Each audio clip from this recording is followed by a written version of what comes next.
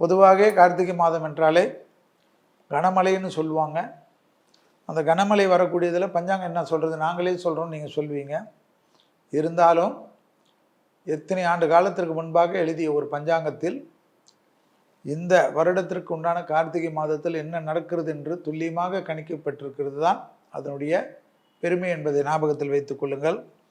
தமிழகம் முழுவதும் வெள்ளக்காடாக மிதக்கக்கூடிய சூழ்நிலை வரலாம் என்கிறார்கள்.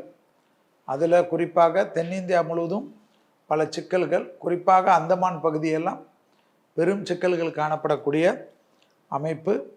திருமலை திருப்பதி, சபரிமலை, பழனிமலை போன்ற பிரதான இருக்கிறது போல் ஆந்திராவில் ஏற்கனவே கூட்ட நெரிசலால் மக்கள் இறந்ததினால் அதனுடைய தாக்கங்கள் மீண்டும் அதிகமான கூட்டம் இருக்கக்கூடிய இடங்களில் தென்னிந்தியாவில் கோயில்களில் மிக கவனமாக பார்த்து கொள்ள வேண்டும்.